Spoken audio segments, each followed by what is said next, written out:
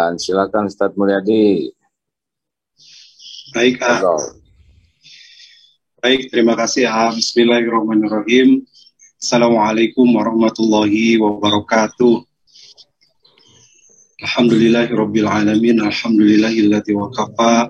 Wassalatu wassalamu ala nabiyil mustafa wa ala alihi wa ashabihi ahla sidqi wal wafa. Asyhadu an la ilaha illallah wahdahu la syarikalah wa asyhadu anna Muhammadan abduhu wa rasuluhu allati la nabiyya ba'da. Alhamdulillah, sahabat-sahabat sekalian yang menyimak melalui MGTV, melalui MGFM, melalui Facebook, YouTube, IG, Darut Tauhid, Agim atau MQ Digital. Alhamdulillah pada kesempatan hari ini Allah masih mengkurniakan kepada kita dan senantiasa memberikan nikmatnya yang tiada terhingga bagi kita, yang masih diberi nikmat sehat, diberi nikmat kuat lahir maupun batin. Insya Allah semoga hari-hari kita menjadi hari-hari yang lebih baik, di mana kita juga secara hitungan hari, hitungan tanggal sudah memasuki tahun 2022.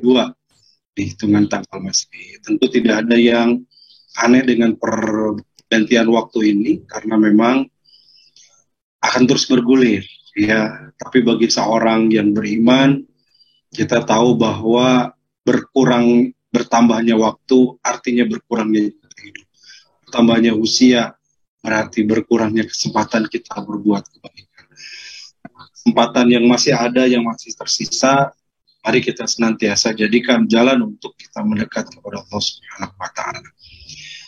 Sahabat-sahabat sekalian dimanapun berada, kita akan bincang hari ini dan kita bahas sama-sama ya tentang bagaimana menumbuhkan dan menanamkan kebaikan sejak anak-anak, sejak dini, sejak kecil ya. Karena menanamkan kebaikan, mendidik itu menjadi bagian kita semua. Kita akan dialog nanti dengan Ustaz Irfan dari DT Insani. Sebelumnya sebagai pengantar, Bapak Ibu sahabat-sahabat sekalian, bahwa pendidikan atau penanaman kebaikan, penanaman adab, akhlak itu memang harus dari sejak dini dan dari berbagai cara begitu ya. Kalau kita melihat kepada pendidikan, ranah pendidikan itu ada 3. Satu, pendidikan itu di lingkungan keluarga atau di lingkungan rumah. Kemudian yang kedua di lingkungan sekolah atau pendidikan formal, dan juga di lingkungan masyarakat. Jadi tidak lepas anak-anak kita, generasi kita adalah mereka orang-orang yang menghadapi dunia pendidikan yang bisa dilakukan dari 3 ranah tadi. Itu yang pertama. Yang kedua, bahwasanya kita sebagai orang tua, sebagai yang diberi amanah anak, keturunan, kita diberikan tugas oleh Allah juga mendidik mereka. Bahkan Allah sudah memperingatkan kepada kita, walyakhshalladzina law taraku min khalfihim dzurriyyatan dhi'afa khaufu 'alaihim. Dalam surat An-Nisa surat An-Nisa ya, ayat ya, surat 104 kalau tidak salah. Bahwasanya Allah memerintahkan kepada, maaf, ayat 9, walyakhshalladzina law taraku min khalfihim dzurriyyatan dhi'afa khaufu 'alaihim. Hendaklah kalian takut meninggalkan generasi di belakang kalian dan generasi yang bapak. Jadi anak-anak kita jangan sampai lebih buruk dari kita, dari sisi fisiknya, dari sisi ekonominya, bahkan dari sisi akhlak atau keimanannya. Itu yang menjadi perhatian kita.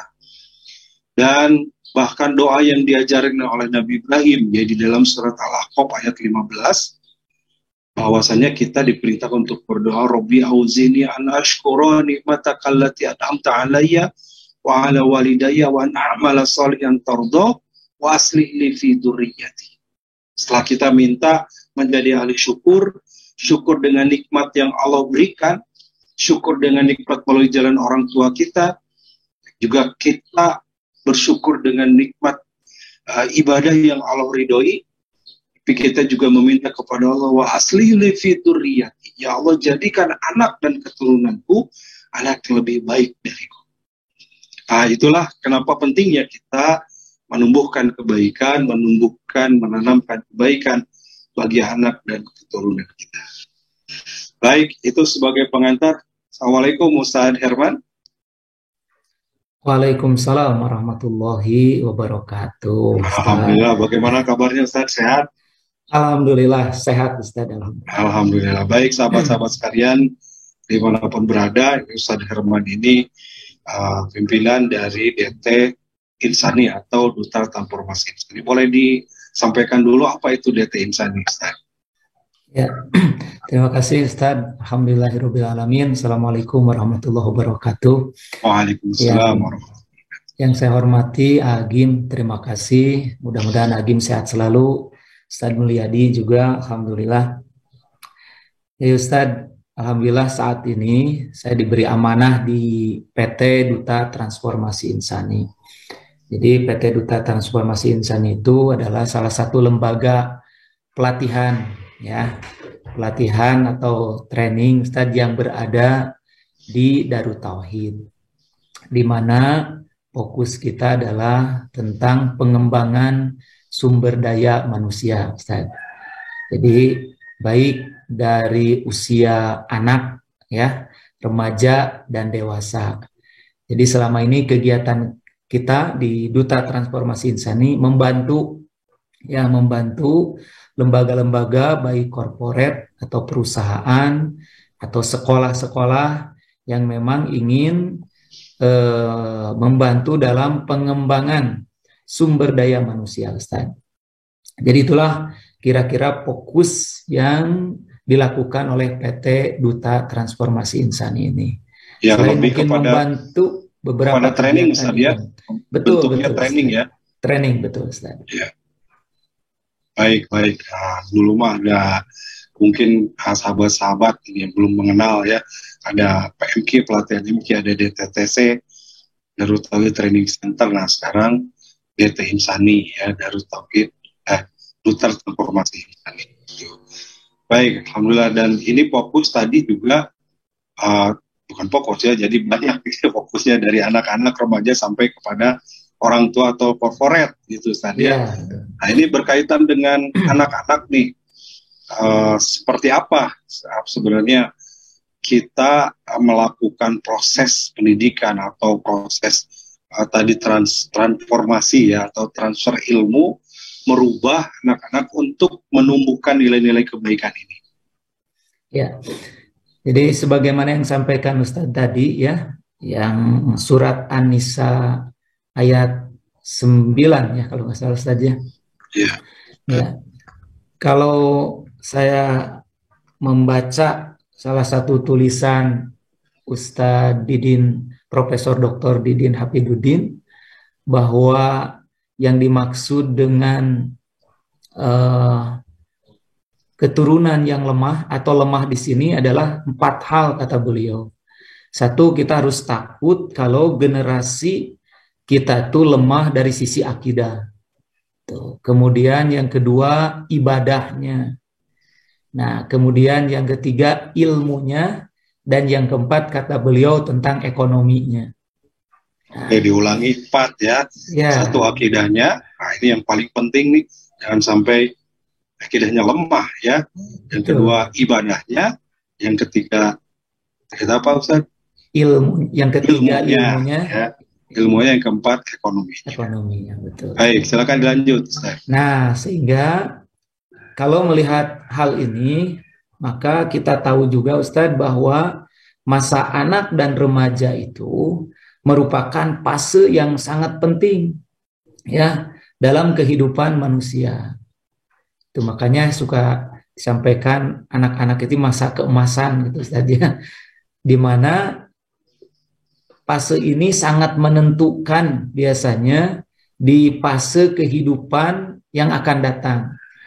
Jadi kalau sejak dini, ya, sejak anak dan remaja sudah diberikan ilmu, sudah diberikan pemahaman, sudah diberikan pelajaran atau pendidikan yang cukup berkaitan dengan tadi akidahnya, kemudian ibadahnya, maka insya Allah di fase mendatang atau di fase kehidupan yang akan datang, biasanya kita jauh lebih siap dalam menghadapi kehidupan ini. Nah, maka dalam hal ini kita kiranya penting sekali ya mengadakan atau membuka peluang pendidikan atau pelatihan untuk tingkat anak-anak dan remaja ini, Ustaz. Ya. Nah, dan saya melihat disinilah mungkin salah satu yang dilakukan oleh kami di PT Duta Transformasi Insani. Begitu, Ustaz. Baik, ya. Jadi juga kepada anak-anak kita menanamkan akidah, ibadah, dan mungkin akhlak, Ustaz ya. Betul, Ustaz. Mungkin bahasa agamanya ta'dib gitu ya, menanamkan adab, menanamkan pembiasaan perbuatan baik atau kebaikan bagi anak-anak, dan itu yang harus kita tumbuhkan. Baik, sebelum saya lagi saya sedikit menambahkan ya. Jadi menanamkan kebaikan ini sehingga dalam bahasa Quran itu diantara dalam surat Al-An'am ya, surat Al-A'raf itu, bahwa seorang orang tua itu an yaqula keduanya berdoa kepada Allah ketika masih bahkan dalam kandungan itu meminta lanakunana salihat, agar anaknya itu dijadikan anak yang soleh gitu ya, anak yang baik. Artinya berharap semua kita orang tua ingin anaknya menjadi baik gitu. Namun ternyata ini tidak mudah gitu ya, perlu tadi lingkungan, perlu pendidikan, perlu juga keluarga yang bisa mendukung semua ini. Baik, silakan dilanjutkan Ustaz, bagaimana? Ya, jadi inilah kira-kira Ustaz yang kita akan lakukan ya, dan selama ini sudah kita coba lakukan. Jadi di antara sekian kegiatan ya yang dilakukan oleh kami di PT Duta Transformasi Insani, memang di antaranya adalah fokus memberikan pelatihan atau pendidikan kepada anak dan remaja. Di antaranya dengan mengadakan pesantren-pesantren kilat, Ustaz, alhamdulillah. Dan fokus pendidikan yang kita berikan untuk anak dan remaja tadi yang sampaikan Ustaz adalah lebih kepada memberikan pendidikan berkaitan dengan karakter, Ustaz. Ya, karakter. Sebagaimana yang kita ketahui di Darut Tauhid, kita diajarkan tentang karakter baik dan kuat. Ya, ini kan ada sisi akidahnya di dalamnya, Ustaz ya, berkaitan dengan ikhlas, gitu ya. Nah, kemudian kita juga di dalamnya dilatih tentang kebiasaan-kebiasaan, Ustaz. Karena kan untuk bisa istiqomah dalam ibadah, istiqomah dalam kebaikan, tentu salah satu poin yang tidak boleh kita lupakan adalah mendidik kebiasaan sehingga bisa istiqomah. Gitu. Karena jangankan anak dan remaja, gitu, kita saja Ustadz ya yang sudah kolonial, gitu ya, yang sudah kolonial bukan milenial lagi, untuk untuk bisa istiqomah dalam ibadah ya, diantaranya menuntut ilmu, kemudian istiqomah dalam ketaatan. Ini kan bukan sesuatu yang mudah, gitu. Masih butuh perjuangan gitu, masih butuh usaha yang kerja keras di dalamnya, Ustaz. Tapi insya Allah dengan dibiasakan sejak kecil gitu ya, dilatih, maka insya Allah biasanya seberat apapun itu jauh lebih ringan gitu, lebih ringan ketika memang kita sudah membiasakan sejak awal. Makanya kalau kita mendengar hadis Nabi bahwa amalan yang paling disukai oleh Allah itu adalah amal yang istiqomah ya, continue, walaupun amalan itu sedikit gitu, Ustaz. Nah, inilah kira-kira yang menurut kami di Duta Transformasi Insani penting sekiranya kita terus memanfaatkan setiap peluang dan waktu gitu ya untuk memberikan perhatian kepada generasi kita. Karena generasi kita lah yang akan melanjutkan gitu perjuangan kebaikan ya yang memang selama ini sudah kita coba perjuangkan dalam hal baik itu berkaitan dengan agama gitu Ustaz ya, kemudian dalam hal dunia, kita juga berusaha terus memberikan yang terbaik bagi bangsa, negara, dan agama ini. Nah, salah satunya adalah berkaitan dengan generasi penerus ini, Ustaz. Gitu. Baik. Ya, sedikit menambahkan juga nanti sahabat-sahabat yang mau bergabung juga boleh ya. Jadi dalam bahasa Al-Quran gitu ya, kita berharap anak-anak kita jadi anak yang soleh. Orang tua juga selalu berdoa, jadikan anak yang soleh ya. Nah, saya sedikit mengulang, mungkin pernah disampaikan dalam bahasa Quran, baik ya, di judul kita menumbuhkan kebaikan. Kata baik itu tidak hanya soleh, tapi dalam bahasa Arab satu menggunakan toyib ya. Toyib itu artinya baik yang bersifat fisik atau ke makanan ya. Ya ayuhan nasu kulu mimma fil ardi halalan thayyiba, makanlah yang halal dan baik. Nah, biasanya baik itu berupa fisik, berupa barang. Sehingga kalau ketemu orang Arab, kaifa haluk, bagaimana kabarmu, mereka menjawab thayyib. Itu artinya thayyib baik secara fisik gitu ya. Nah, yang kedua ada baik ini ma'ruf.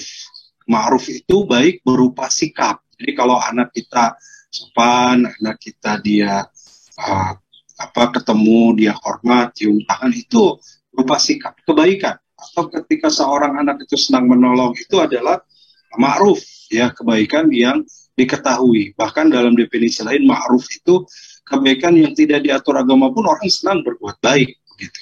Orang itu menganggap itu sebuah kebaikan. Kemudian ada khair, kebaikan berupa sifat. Nah, tidak hanya keperbuatan, tapi sudah jadi dalam hatinya. Ini mungkin yang sampaikan Ustaz Herman tadi, perlu pembiasaan, perlu penanaman yang tidak sesaat ya, tapi harus pembiasaan yang terus dilakukan. Nah, kemudian ada juga hasan atau ihsan ya. Ihsan itu seorang yang beribadah. Anta budallah ka'annaka tarau fa illam takun tarau fa innahu yaraka. Beribadah kepada Allah seolah-olah Allah melihatmu. Jika seolah-olah engkau melihat Allah, jika engkau tidak melihatnya, maka yakin Allah melihatmu. Artinya ibadahnya sungguh-sungguh. Nah, yang terakhir soleh ya. Soleh ini mencakup semuanya ya. Badannya sehat, artinya fisiknya bagus, sehat, kemudian juga kebaikannya dilakukan, hatinya juga baik, dan ibadahnya baik ya. Makanya pantas kita minta itu kepada Allah, ya Allah jadikan anak keturunan saya, anak keturunan kami, anak-anak yang soleh-soleha. Ya jarang nih Sadarman orang tua minta, ya Allah berikan kepada kami anak yang thayyib. Tidak ada ya, anak yang soleh biasanya ya. Jadi menunjukkan bahwa kita ingin lengkap nih, dan ternyata nggak cukup lewat doa. Ya tentu doa menjadi hal yang sangat penting, tapi juga kita butuh ikhtiar melakukan pendidikan kepada anak-anak kita untuk berubah menjadi lebih baik. Ya. Baik, tentang pendidikan atau pelatihan tadi Ustaz, sebenarnya seberapa efektif sih ada sebuah pesantren kilat, karena namanya juga kilat ya. Mungkin kilat, petir gitu, geluduk kan sifatnya sebentar dan tidak lama. Tapi bagaimana ini supaya bisa tertanam, bisa terbiasa bagi anak-anak kita? Silakan Ustaz. Ya, sepakat Ustaz, betul ya. Ya, saya yakin Ustaz Mulyadi pernah pesantren sekian tahun gitu ya. Dan sekian tahun kalau kita sekarang merasakan Ustaz ya, ternyata masih banyak kekurangan-kekurangan diri kita berkaitan dengan ilmu ini Ustaz. Ya.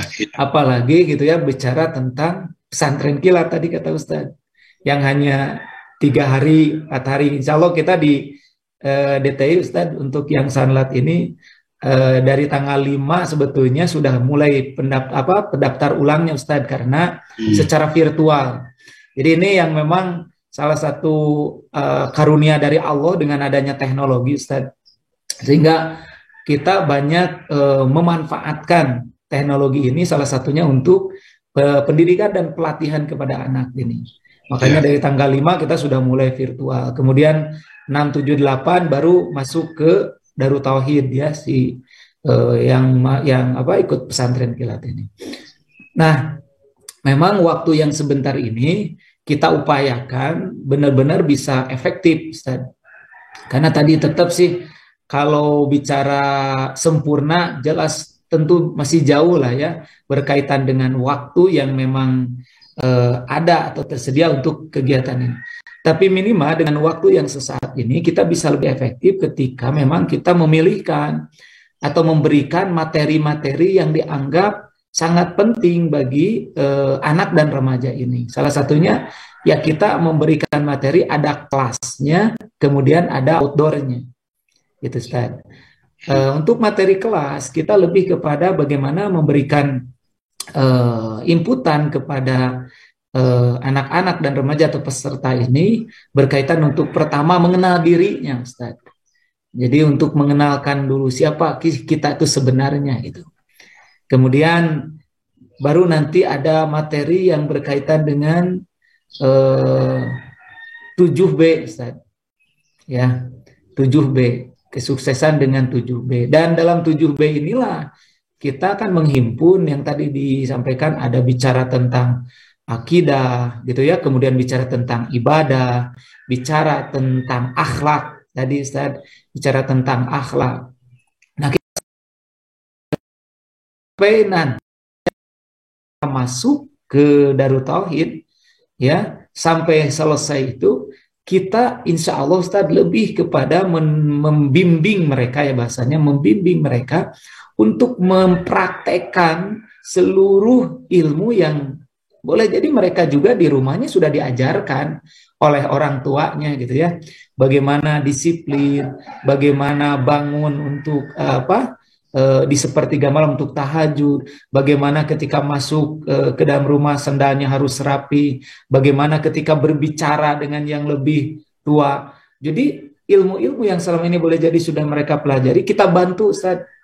Kita bantu dengan para fasilitator, dengan para pembimbing yang sudah kita siapkan di kegiatan ini, mengingatkan mereka agar mempraktekkan ya kebaikan-kebaikan yang selama ini sudah diketahui oleh mereka. Nah, sehingga mudah-mudahan dengan lebih fokus kepada pembiasaan-pembiasaan dari setiap teori yang mereka dapatkan, ini akan tertanam gitu ya, akan tertanam dalam jiwa mereka ya, akan tertanam kuat dalam hati mereka, sehingga nanti sekalipun mereka sudah tidak dalam kegiatan pesantren kilat pun, mereka masih tetap ingat terus dengan apa yang selama ini sudah diajarkan gitu Ustaz. Karena kan kita sering mendengar ya nasihat, ya tugas kita itu membimbingnya, menasehatinya gitu ya, membantu mempraktekannya. Insya Allah kalaupun hari ini mereka belum melakukannya, tapi nasihat, pembimbingan yang kita lakukan saat ini pasti akan terus ada dalam memori mereka. Dan alhamdulillah Ustaz, testimoninya ya alhamdulillah lah dari beberapa angkatan ya, angkatan dari kegiatan Sanlat yang bisa kita lakukan ini, alhamdulillah sebagian besar menyampaikan alhamdulillah ada perubahan yang terjadi dalam karakter anak-anak mereka. Alhamdulillah. Gitu Ustaz. Baik, alhamdulillah. Terima kasih Ustaz Irfan. Sahabat-sahabat sekalian, silakan yang akan bergabung, kita bisa manfaatkan masih banyak waktu, nanti bisa bergabung lewat Zoom yang ada di Zoom ini, atau ada di IG, di live IG, ada di Facebook, boleh silakan chat saja, nanti akan ada tim yang memantau ya. Jadi menarik nih sahabat-sahabat sekalian, bahwa karena anak-anak kita ini beda dengan zamannya dengan kita kecil, Irfan ya. Yeah. Kita mah dulu mungkin tantangannya tidak seberat anak-anak kita hari ini. Dimana kalau kita ya dulu mungkin sedikit lah tantangannya gitu ya. Sekarang dengan era teknologi ini, satu sisi insya Allah mendapatkan banyak manfaat, tapi juga jadi kalau tidak benar menyikapinya jadi banyak mudarat ya. Nah, tadi metodenya juga kita manfaatkan teknologi, ya ada betul. Online dulu, lalu kemudian ada offline-nya, dan di situ ada pembiasaan. Yang saya dengar juga tidak sekedar 3 hari, tapi ada pengawalan lanjutannya oleh fasilitator ini Ustaz. Betul ya, Ustaz. Betul. Jadi nanti pasca ikut kegiatan ini kita tetap ya melakukan komunikasi yang tadi menggunakan teknologi ini Ustaz, bisa terus membantu membimbing mereka, bahkan memfasilitasi mereka ketika ingin konsultasi.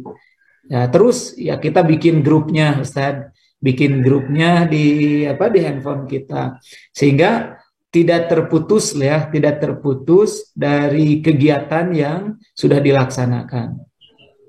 Ya karena evaluasinya ya kalau hanya sebatas tadi kata Ustaz 3 hari gitu ya, selesai aja. Oh itu sangat berat sekali Ustaz. Tapi dengan adanya teknologi ini alhamdulillah kita dari tiap angkatan masih tetap ada grupnya Ustaz, dan masih terjadi komunikasi alhamdulillah. Ya, masih bisa dikawal ibadahnya ya, diingatkan, betul diingatkan. Dikontrol lewat entah biomia atau evaluasi harian yang bisa mengecek nih anak-anak kita nih tahajud atau tidak. Ini penting Bapak Ibu para orang tua. Kadang-kadang sama kita orang tuanya susah ya, dibangunkan susah untuk tahajud, tapi oleh kakak fasilitator, oleh pembimbingnya itu mau ya. Dan diingatkan, pekan ini nih Dek baru 2 kali tahajudnya, harus ditingkatkan. Nah itu ternyata membantu sehingga tidak hanya pada saat pelaksanaan kegiatan, pada saat pelatihan, pendidikannya, tapi juga yang penting adalah istiqomah. Istiqomah ini berangkat dari upaya untuk membiasakan terlebih dahulu. Jadi dari ilmu itu tidak tahu menjadi tahu, ya itu artinya dididik. Kemudian harus dilatih dari tahu menjadi mau, ya mau termotivasi. Ya karena sering kita dengar dari antara tahu dengan mau itu beda coupling gitu ya. Orang sudah tahu belum tentu melakukan. Contoh nih sahabat-sahabat semua, tahu betapa hebatnya tahajud. Kalau tahajud itu pahalanya luar biasa, kalau tahajud itu doa dikabul, disaksikan malaikat, tapi tidak semua bangun untuk tahajud. Baru tahu keutamaannya. Untuk bangun perlu kemauan, motivasi. Dan motivasi ini perlu ditumbuhkan, dilatih, gitu ya. Nah, kalau sudah terlatih, terbiasa, itu menjadi sebuah kemampuan. Artinya, yang ketiga, setelah dilatih, sudah terbiasa, baru menjadi istiqomah. Nah, dilatih. Inilah penting adanya sebuah pendidikan pelatihan buat kita, Bapak Ibu. Kalau orang tua kita ada susah, ya mudah-mudahan membantu ya lewat pelatihan seperti yang dilakukan oleh Data Insan ini bagi anak-anak kita menjalani. Begitu.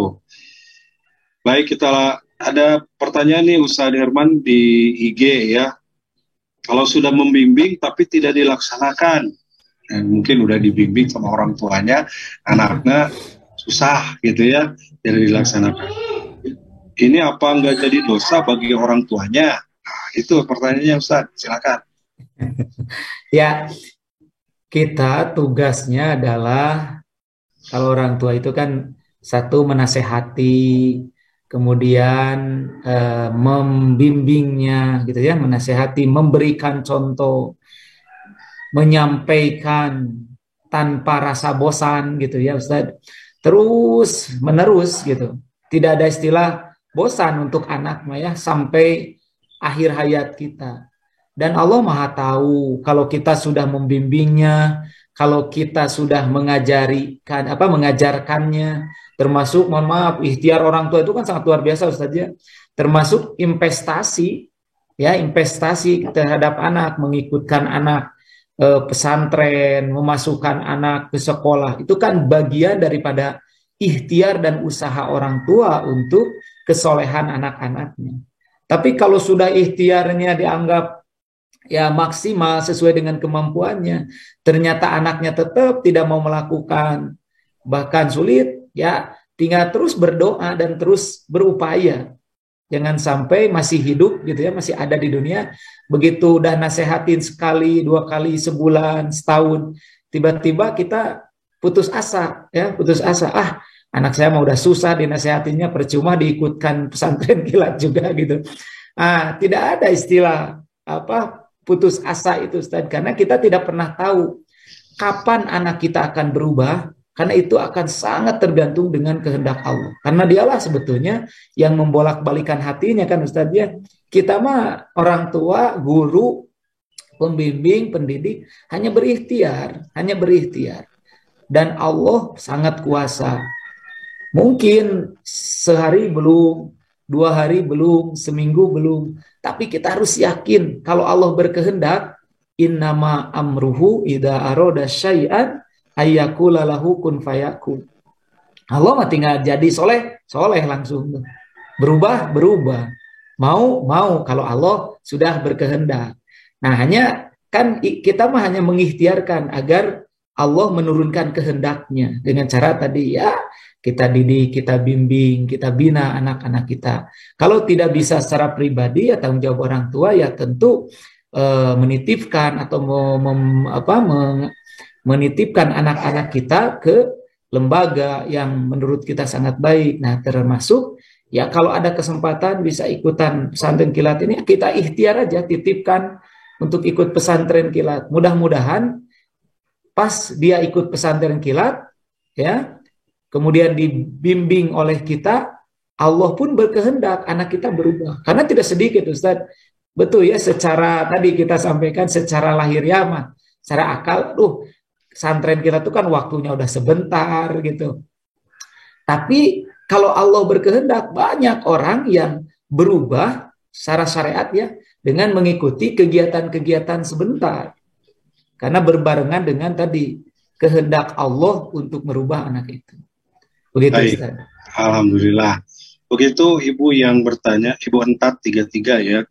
Jadi tepat seperti disampaikan Ustaz Herman tadi, kita orang tua ini amanah, anak itu amanah, titipan ya. Bahkan mungkin kalau saya lihat di Quran itu, anak itu macam-macam. Satu bisa jadi musuh ya.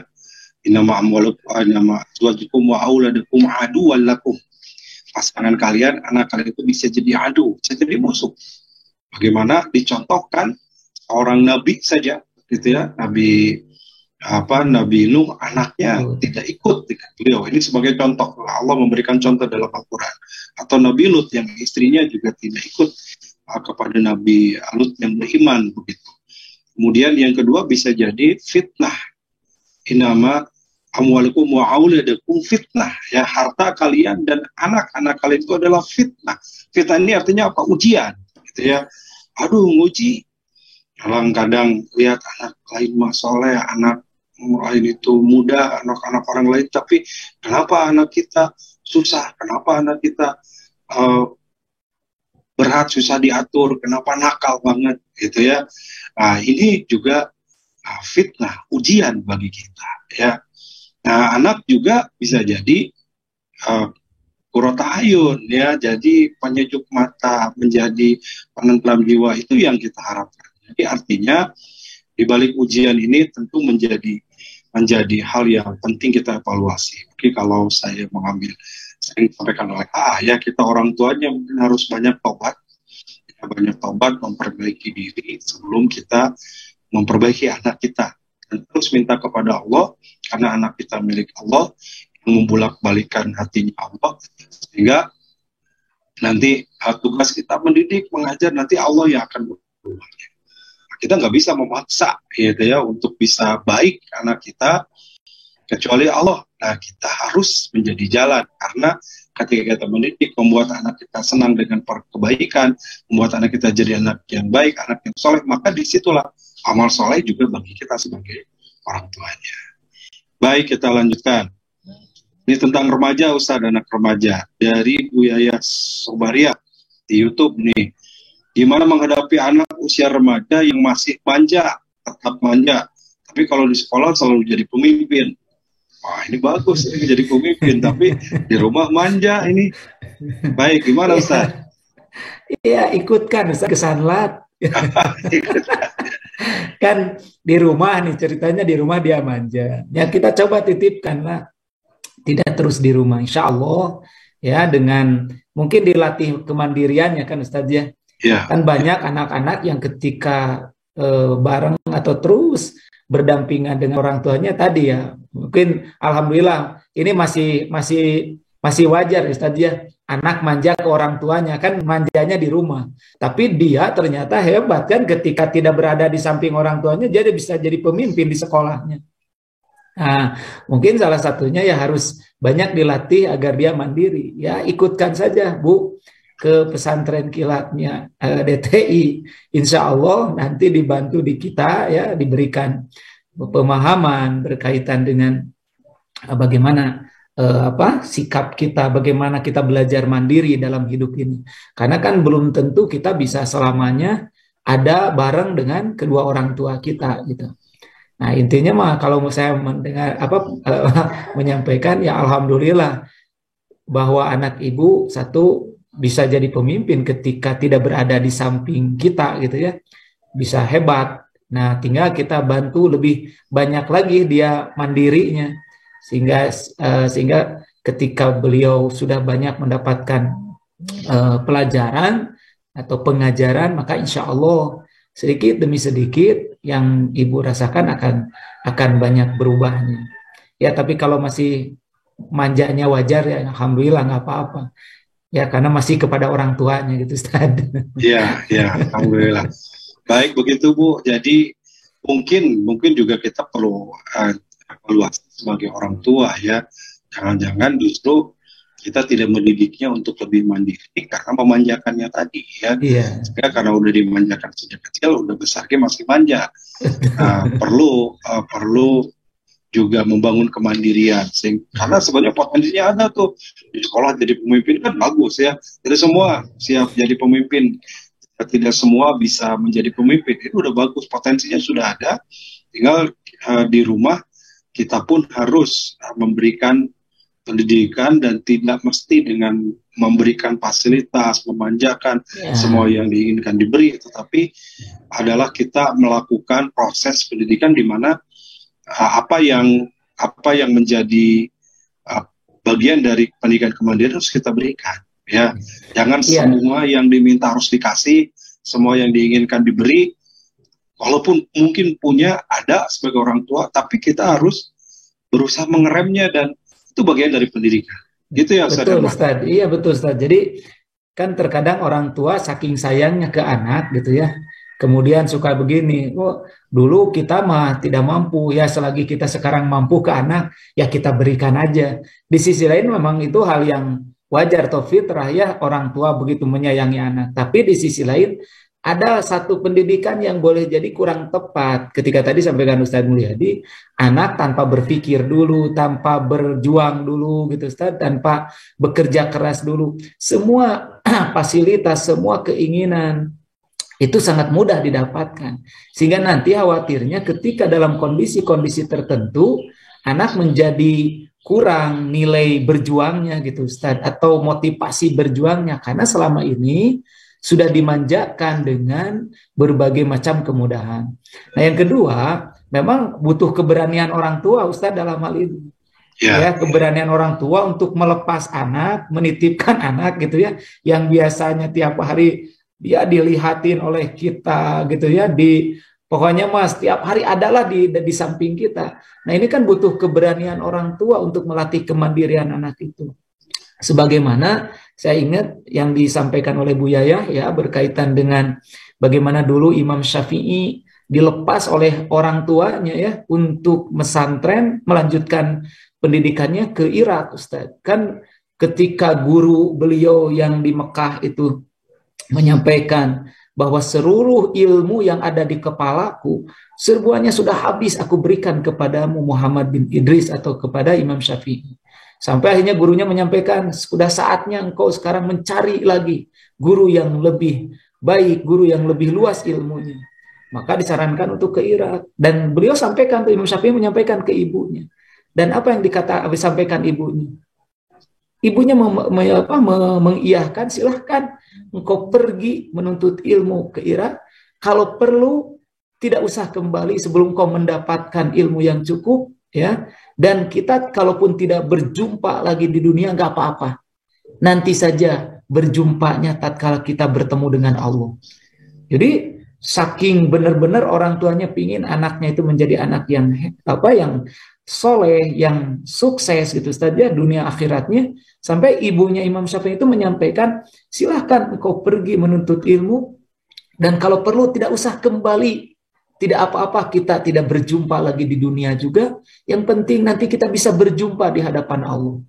Nah, ini kan butuh keberanian Ustaz untuk melepas anak kita. Kita itu terkadang nitipin anak ya pesantren aja kan, begitu udah sampai ke pesantren dari jalan udah nangis tuh Ustaz. Begitu mau pulang di gerbang masih terus nangis. Akhirnya pelukan lagi. Akhirnya anak juga menjadi berat untuk tinggal karena tadi bisa jadi kita masih belum berani untuk memberikan pendidikan mandiri kepada anak-anak kita, melepas anak-anak kita untuk belajar. Gitu Ustaz. Baik, Masya Allah. Begitu Ibu Yayah, ya Ibu Yayah Sobariah yang tadi bertanya, Masya Allah. Jadi butuh juga keberanian kita atau kesiapan mental kita. Betul Ustaz, saya ngalamin guru santri begitu, SMP misalkan SMA itu kalau ditinggal justru orang tuanya yang sedih, orang tuanya yang nangis. Jadi anaknya juga tidak tenang ya. Jadi perlu ikhlas nih orang tua. Ini nyambung juga beberapa pertanyaan lain tentang mondok ya. Saya lanjutkan lagi. Ini dari Azhari Ikhwati. Azhari Ikhwati itu Ikhwan atau Akhwati. Ya. Izin bertanya, apakah pendidikan karakter tetap bisa diajarkan atau menjadi kewajiban juga bagi seorang dosen untuk mendidik dan membimbing mahasiswa? Ini tingkatnya mahasiswa nih. Ustaz Herman juga sebagai dosen. Nah, gimana Ustaz? Nanti saya bantu jawab nih. Bidang saya. Ya, langsung aja loh Ustaz. Ya, kalau saya sih Ustaz ngelihatnya, ya pokoknya mah ya, sampai kapanpun pendidikan karakter ini menjadi sangat penting. Apalagi dalam pendidikan saat ini Ustaz ya. Ya saya ingatlah dulu ketika saya masih kecil kan udah berbeda zamannya dengan sekarang Ustaz ya.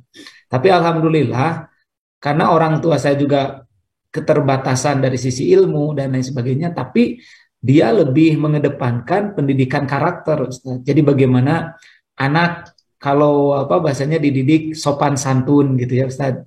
Dididik sopan santun. Sehingga ingat tuh dulu saya kalau ada tamu datang ke orang tua di rumah, jangankan mohon maaf ya ngambil makanan tamu gitu. Lewat aja orang tua itu sangat melarang. Ya, lewat sehingga kita tuh kalau ada tamu tuh nyaris takut gitu saja diem di luar karena takut kalau lewat kurang sopan dianggapnya kepada tamu dan lain sebagainya. Nah, alhamdulillah kita pun kan di Darut Tauhid Ustaz dididik, bahkan di perkuliahan kita Ustaz materi wajib itu kan pendidikan karakter, diantaranya dengan materi kedetean dari semester awal sampai semester akhir kita ada. Ya, bagaimana dilatih tentang karakter baiknya ikhlas, kemudian jujur, tawadu gitu ya. Ini terus dipantau dan menjadi penilaian tersendiri bagi kita gitu. Kemudian ada karakter kuatnya, berani, disiplin gitu ya, tangguh. Sehingga mahasiswa pun menurut saya bagian daripada anak-anak atau remaja yang masa peralihan gitu saja, masa peralihan benar-benar terus butuh dikuatkan tentang karakternya ini. Karena kalau dari sisi ilmu Maya Ustaz, ilmu Masya Allah anak-anak sekarang itulah jauhlah lebih lebih hebat daripada kita Ustaz. Apalagi bicara pemanfaatan teknologi. Ya, anak-anak kita itu luar biasa kalau bicara ilmu teknologi sekarang. Sehingga dengan teknologi ini mereka bisa, Masya Allah, ekonominya pun bisa jauh lebih hebat daripada kita Ustaz. Kita mah pingin punya aset sedikit aja kan nabungnya mungkin sekian puluh tahun gitu ya. Anak-anak sekarang, Masya Allah, dengan teknologi, ilmu yang mereka miliki, itu banyak miliarder itu anak-anak ya masih usia 20 tahun, Ustaz, 19 tahun, 20 tahun. Masya Allah. Tapi mohon maaf, banyak yang menyampaikan juga mungkin yang harus lebih dikuatkan bagi generasi milenial sekarang adalah bicara tentang karakter ini ya, karakter termasuk di dalamnya adalah belajar tentang bagaimana sifat takzim gitu saja, hormat gitu, takzim, karena ilmunya banyak tapi kalau takzimnya hilang, kalau dalam pemahaman kita bahwa kalau seorang anak murid, siswa, mahasiswa gitu, ilmunya luas tapi takzimnya tidak ada, maka bisa jadi ilmunya akan menjadi ilmu yang kurang bermanfaat gitu. Nah, makanya karakter ini menjadi penting Ustaz. Gitu Ustaz. Iya, terima kasih Ustaz. Begitu Pak Azhari ya, sedikit saya dapatkan tentang pendidikan karakter ini. Jadi kalau kita kembali kepada 3 ranah pendidikan ya, di rumah, di sekolah, dan di masyarakat, lingkungan pendidikan ini, maka ketiga-tiganya adalah lingkungan yang mendidik karakter bagi kita. Kalau Sadarman di rumah gitu, tata krama, kesopanan itu kita diajarkan oleh orang tua ya.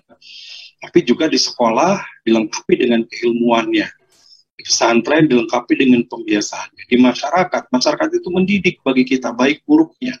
Maka perlu lingkungan yang baik juga agar bisa berubah lebih baik lagi. Sehingga pendidikan karakter ini adalah pendidikan yang berlaku, mungkin bahasa saya madal hayat, sepanjang hidup gitu, tidak hanya diajarkan di sekolah. Jadi kalau pertanyaannya mungkin Pak Azhari ini seorang dosen gitu, bagaimana di lingkungan mahasiswa? Sama ya, pondasinya mungkin dari rumah, dari sejak kecil, dari anak-anak, pondasinya dari SD, kemudian SMP sampai kuliah, bahkan sampai nanti kerja. Begini, kalau kita sudah besar, sudah dewasa, sudah kerja misalkan, dan kita bidangnya masing-masing beragam ya, mungkin jurusannya ada fisika, ada biologi, ada matematika, ada IT dan seterusnya. Kita boleh lupa pelajaran itu, karena sekarang banyak yang tidak nyambung ya, jurusannya pendidikan, kuliahnya, kerjanya di bank, kan nggak nyambung gitu ya. Jurusannya teknik gitu ya, kerjanya di pertanian gitu, banyak yang nggak nyambung, tapi itu takdir. Nah, boleh kita lupa, boleh. Ya, saya yakin Ustaz Herman pelajaran SD, pelajaran SMP, SMA banyak yang lupa ya. Dulu belajar biologi, fisika, udah lupa nih. Boleh lupa, boleh. Tapi belajar adab, belajar akhlak mulia, belajar akhlak yang baik, belajar karakter, itu nggak boleh lupa. Jadi ketika sudah dewasa pun, tata krama, kesopanan itu nggak boleh kita lupakan, karena itu modal hidup kita. Makanya melakukan sebuah pendidikan yang madal hayat. Di kalangan mahasiswa, seperti pertanyaan Pak Azhari ini juga penting ya, karena kadang ketika anak-anak dididik sudah punya dasar, tapi dengan lingkungan, dengan pergaulan, bahkan dengan kondisi global sekarang, itu bisa luntur tuh. Ya bisa luntur. Sehingga kondisi mahasiswa sekarang sudah berbeda dengan zaman dulu ya. Format ke dosennya, ke sumber ilmunya sudah sangat berbeda. Ini berarti memang kita harus kembali menanamkan, menguatkan hal ini, pendidikan karakter ini, dan ini merupakan jenjang berikutnya ya. Kalau meminjam perkataan Ali bin Abi Thalib kan, ta'zibun nas ya, fi zamanihim. Ta'zib itu berikan adab, ajari dengan adab, perilaku, akhlak, karakter. Tapi ala qadri uqulihim, sesuai akal mereka, atau fi zamanihim, sesuai zamannya. Zaman kita beda dengan zaman anak-anak sekarang, termasuk juga kemampuannya tentu ala qadri uqulihim. Anak SD, anak SMP dengan SMA dengan mahasiswa berbeda. Nah, walaupun beda jenjangnya, program pendidikannya atau memberikan pendidikan akhlak ini nggak boleh lewat ya, nggak boleh dilewatkan. Begitu kurang lebih tambahan. Baik. Kita lanjutkan nih, masih ada. Ini nanti di akhir ya, banyak yang bertanya juga tentang pendaftarannya, waktunya dan sebagainya. Nanti Ustaz Herman yang menjelaskan. Nah ini kaitan dengan pondok. Nih Ustaz, kita pernah mondok nih ya, pengalaman walaupun berbeda masanya. Jadi bagaimana anak yang tidak betah mondoknya, dan ibunya pun jadi kepikiran sampai ibunya susah tidur mikirin anaknya. Masya Allah ya, mikirin anaknya kurang betah, kemudian ibunya kepikiran karena anaknya selalu ingin pulang, padahal dipondokan supaya mandiri. Nah gimana Ustaz? Ya, saya mengalami Ustaz ya, dulu pertama kali dititipkan orang tua ke pesantren ya, ke pondok, itu hampir kurang lebih sebulan lah gitu Ustaz, pingin pulang gitu ya. Cuma ya tadi orang tua ya dalam hal ini terus memberikan motivasi kepada saya gitu ya, mau ngapain di rumah gitu ya, mau ngapain tinggal bersama orang tua. Padahal orang tua sekali lagi menitipkan kita ke pondok itu bukan berarti tidak sayang, justru ini bukti kasih sayang. Nah, orang tua juga sama. Sebenarnya mah orang tua tadi, hampir semua orang tua kalau jauh dengan anak pasti kepikiran, pasti sedih gitu. Tapi ketika kita berpikir tentang bahasa yang tadi Ustadz sampaikan, ya kita juga tidak bisa meninggalkan anak-anak kita dalam kondisi yang lemah itu ya, dalam Al-Quran itu. Ya salah satunya kita harus mengenyampingkan tadi mungkin rasa kangen kita ke anak, kesedihan kita. Karena toh yang kita lakukan ini semata-mata untuk kebaikan anak kita.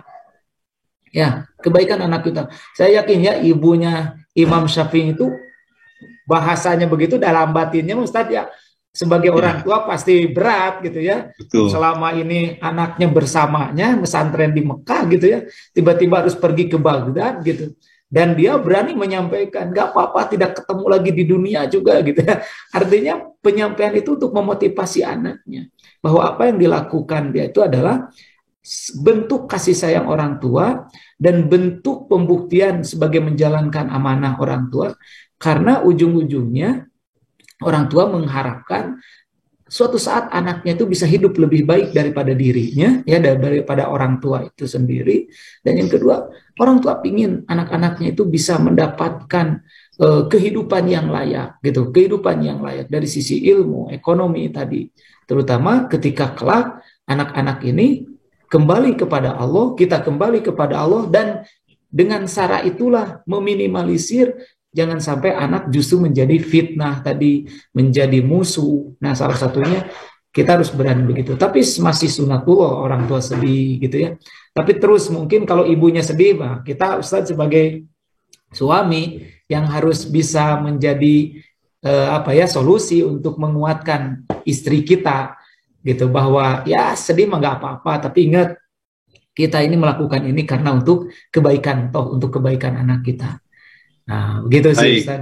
Masya Allah. Demikian Ibu Ella, ya Ibu Ella Gajasok lewat FB ini pertanyaannya. Nah, ini mungkin terakhir Ustaz, nyambung pertanyaannya semua nih. Satu dari Dewi, pesantren kilatnya tingkat umur berapa? Nanti jawab sekaligus ya. Kemudian jadwal pesantren DTI-nya kapan? Dari IG ya, kemudian dari FB Willy Restiadi, Purwokerto hadir, caranya gimana daftar pesantren kilat? Itu. Kemudian dari Yusnita Yusuf juga, kalau mau ikut sanlatnya harus daftar kemana? Pertanyaan sama ya. Beberapa pertanyaan ini silakan Ustaz dijawab nih untuk yang sanlat terdekat ini. Kita akan manfaatkan waktu libur anak-anak kita ya, masih tersisa libur. Ya, betul. Kemudian sebagian sudah masuk di beberapa kota gitu. Insya Allah termasuk Bandung dan sekitarnya masih libur, insya Allah sampai pekan. Silakan Ustaz. Ya, pertama insya Allah pesantren kilat gelombang 2, ini gelombang 2 Ustaz ya, karena gelombang 1 kemarin sudah kita laksanakan di Desember. Jadi gelombang 2 ini kita akan laksanakan dari tanggal 5, 6, 7, dan 8. Tanggal 5-nya masih virtual Ustaz ya, masih virtual. Jadi anak-anak Bapak Ibu sekalian masih kegiatannya melalui online. Nah, tanggal 6 baru masuk ke Darut Tauhid. Ya, kita ngadain kegiatan ini Ustadz masih di pesantren Darut Tauhid. Bandung ya, berarti ya. Di Bandung ya, di Bandung insya Allah. Yang luar Bandung berarti jalan-jalan juga ke Bandung. Ya, betul. Jadi anaknya dititipkan pesantren, orang tuanya Ustadz bisa menikmati suasana kota Bandung ya, dan beberapa wilayah di Bandung. Nah, jadi insya Allah tanggal 6, 7, 8 kita akan melaksanakan pesantren kilatnya di area pondok pesantren Darut Tauhid.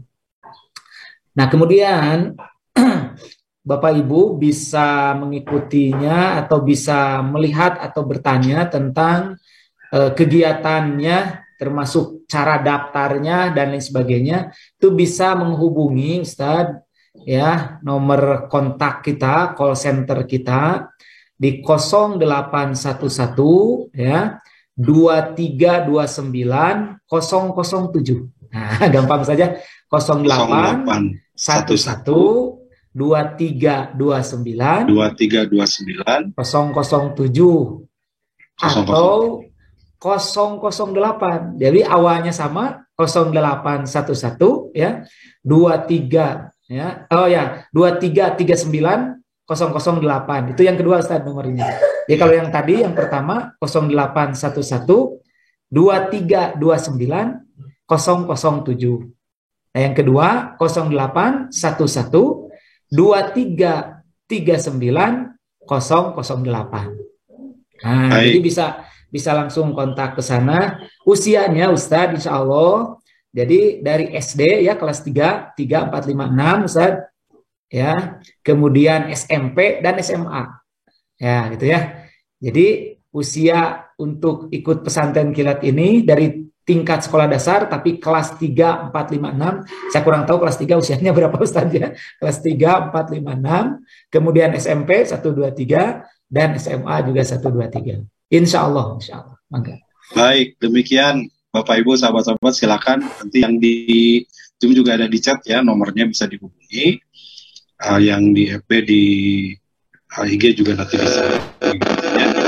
Sebagai penutup, karena waktu kita sudah lagi, juga ada informasi nih untuk selain pesantren kilat ya. Ini bagaimana tidak kilat agak panjang, insya Allah ada PDF ya, program atau pesantren diniyah formal ya. Insya Allah kita akan buka tahun ini dan ini setingkat SMP saja. Kalau tadi standar bisa dari SD, SMP, SMA ya. Setingkat SMP nanti materinya lebih banyak kepada pendidikan agamanya. Pendidikan formalnya mungkin hanya 10-20% saja gitu. Sisanya pendidikan agama karena ini akan mempelajari tentang tafsir, tentang tauhid, fikih, bahasa Arab, gitu ya, ilmu kalam dan seterusnya. Insya Allah pekan depan juga kita akan coba komunikasi atau dialog tentang PDF ini. Bagi yang membutuhkan PDF juga bisa nanti informasi ke pesantren Darut Tauhid ya dengan 0819 1020 6060. Ini enak juga 089 19 1020 1020 6060 atau nanti carilah di websitenya Darut Tauhid tentang PDF. Ini juga pesantren yang lebih lama kalau pesantren kilatnya jadi dengan ini. Alhamdulillah, terima kasih Ustadz Herman. Sama-sama Ustadz. Kesempatan waktunya dan berbagi ilmu serta informasi di kesempatan pagi hari ini. Juga terima kasih sahabat-sahabat yang sudah bergabung di Zoom kesempatan MK pagi ini, juga yang menyimak melalui MKTV, MKFM, melalui IG, Facebook, melalui YouTube di kesempatan pagi hari ini. Semoga Allah karuniakan kepada kita anak-anak yang soleh-soleha, keturunan yang lebih baik dari kita, dan kita dimudahkan segala urusan kita. Terima kasih. Aqulu qouli hadza wa astaghfirullah li wa lakum. Subhanakallahumma bihamdika asyhadu an la ilaha illa anta astaghfiruka wa atubu ilaik. Wassalamualaikum warahmatullahi wabarakatuh. Tunaikan zakat, sedekah, wakaf, dan bantu sesama. Kini mudah. Bagi kamu yang ada di dalam atau luar negeri, caranya buka browser, ketik dtpeduli.org/donasi. Pilih jenis donasi, isi biodata diri, kemudian isi nominal. Pilih metode pembayarannya. Ada via transfer bank, virtual account, e-wallet, scan kris via e-wallet, gerai atau minimarket, kartu debit, dan PayPal. Dapatkan notifikasi kode pembayarannya. Input kode pembayaran di channel pembayaran. Lalu kamu akan dapatkan notifikasi donasi sukses dari DT Peduli ke nomor HP kamu berupa WhatsApp dan SMS. Mudah, cepat, dan transparan kan? Ayo, segera lakukan donasi di dtpeduli.org/donasi.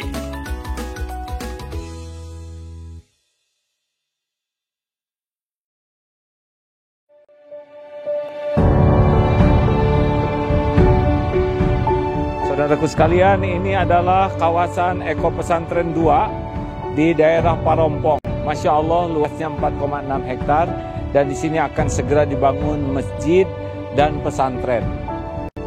Islam sangat serius untuk menjaga kelestarian alam, rahmatan lil alamin.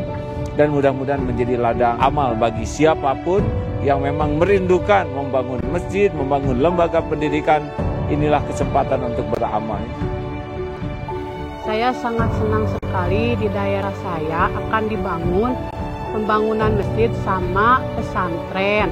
Semoga pembangunan di sini lancar dan diberkahi sama Allah.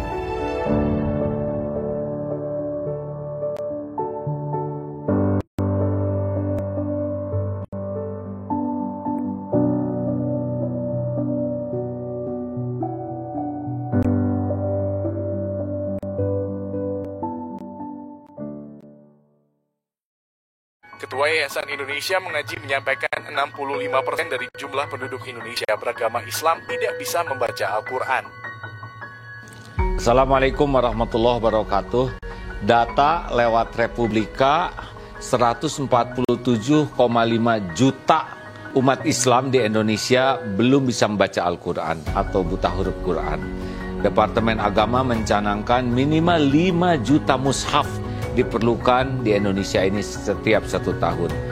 Dan DT Peduli sebagai tahap awal mencetak 20.000 mushaf untuk diwakafkan kepada masyarakat di pelosok negeri karena banyak masjid yang sudah rusak Qur'annya atau tidak punya Qur'an, dan ini ladang amal bagi kita semua. Ayo sahabat-sahabatku sekalian, kita menjadi orang yang berada di barisan paling awal dalam berwakaf mushaf Al-Quran untuk negeri bersama DT Peduli. Assalamualaikum warahmatullahi wabarakatuh. Berwakaf Al-Quran ke pelosok negeri plus pelatihan membaca Al-Quran. Wakaf Al-Quran plus raih pahala mengalir abadi.